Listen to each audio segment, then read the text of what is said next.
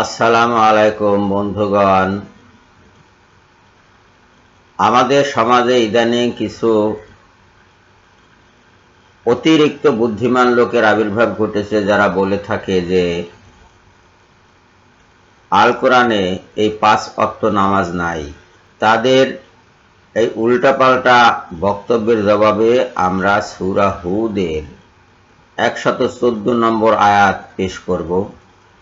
আরও একটি আয়াত আছে আল কোরআনে, সূরা বনী ইসরাইলের 78 নম্বর আয়াত। 114 নম্বর আয়াতে বলা হয়েছে, ওয়া আকিমিস সালাতা তারাফাইন নাহারি ওয়া যুলাফাম মিনাল লাইলি। ওয়া আকিমিস সালাতা, নামাজ কায়েম করো, তারাফাইন নাহারি, দিনের দু প্রান্তে অর্থাৎ দুই বেলায়, ওয়া যুলাফাম মিনাল লাইলি, আর রাত্রির কিছু অংশে। দিবসের এক প্রান্ত হলো সকাল আর এক প্রান্ত হলো সন্ধ্যার পূর্বক্ষণ। সকালের জন্য ফজরের নামাজ, আর সন্ধ্যার পূর্বে হলো জোহর এবং আসর, এই 2 ওয়াক্ত। এখানে গেল 3 ওয়াক্ত। এটা রাসূল সাল্লাল্লাহু আলাইহি ওয়াসাল্লাম কায়েম করেছেন। রাসূল সাল্লাল্লাহু আলাইহি ওয়াসাল্লামকে নির্দেশ দিয়েছেন আকিমিস সালাতা, নামাজ কায়েম করো। রাসূল সাল্লাল্লাহু আলাইহি ওয়াসাল্লাম এইভাবে নামাজ কায়েম করেছেন। এবং রাতের কিছু অংশে, আর রাতের কিছু অংশে মানে মাগরিব এবং ইশা, এই 5 ওয়াক্ত নামাজ তিনি কায়েম করেছেন। যারা বলে যে কোরআনে নামাজ নাই, তারা এই আয়াত রাসূল সাল্লাল্লাহু আলাইহি ওয়াসাল্লাম যেভাবে বুঝেছেন সেভাবে বোঝার চেষ্টা করেনি। তারা নিজেদের মতো করে বুঝতে চাচ্ছে। এটা হবে না।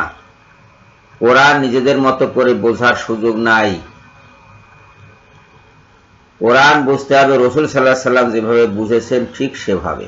সূরা বনী ইসরাইলের 78 নম্বর আয়াতেও একই ধরনের নির্দেশ দেওয়া হয়েছে। এখানে শব্দাবলী একটু ভিন্ন রকমে সাজানো হয়েছে। সূর্য হেলে পড়বার পর হতে রাতের ঘন অন্ধকার পর্যন্ত নামাজ কায়েম করবে।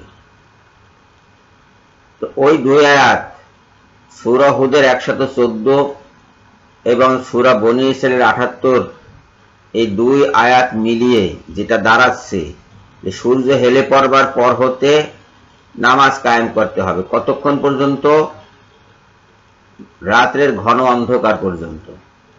এই সূর্য হেলে পড়ার পর জোহর শুরু হয়, তারপর আসর হয়, তারপর মাগরিব হয়, তারপর রাতের ঘন অন্ধকার পর্যন্ত এশা হয়। এখানে 4 ওয়াক্ত গেল। এটাতে নামাজ কায়েম করবে এবং ফজরের নামাজও কায়েম করবে। এই হয়ে গেল 5 ওয়াক্ত। 5 ওয়াক্ত নামাজ কোরআনে আছে। যারা বলছে এটা নাই, তারা রাসূলকে অনুসরণ করে না। তারা নিজেদের মতো করে কোরআন বুঝতে চায়, এবং কেউ যদি নিজেদের মতো করে কোরআন বোঝার চেষ্টা করে তাহলে সে ফিতনা সৃষ্টি করবে। সে ভুল বুঝবে, নিজেও বিভ্রান্ত হবে, অন্যদেরকেও বিভ্রান্ত করবে। সজল রোশনের মতো বিভ্রান্ত লোকজন মানুষকে শুধুই বিভ্রান্ত করতে পারে, কখনো পথ দেখাতে পারে না। এদের থেকে আমাদের দূরে থাকতে হবে। রাসূল সাল্লাল্লাহু আলাইহি ওয়াসাল্লাম কোরআনকে যেভাবে বাস্তবায়ন করেছেন ঠিক সেভাবে বাস্তবায়ন করতে হবে। রাসূলের জীবন ছিল কোরআনের বাস্তবায়ন, কোরআনের একটি স্বরূপ।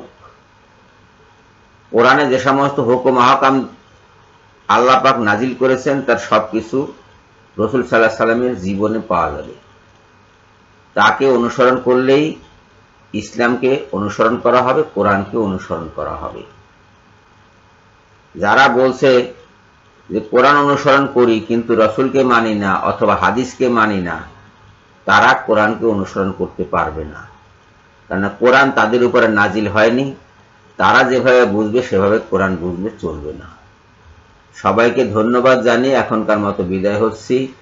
আল্লাহ হাফেজ।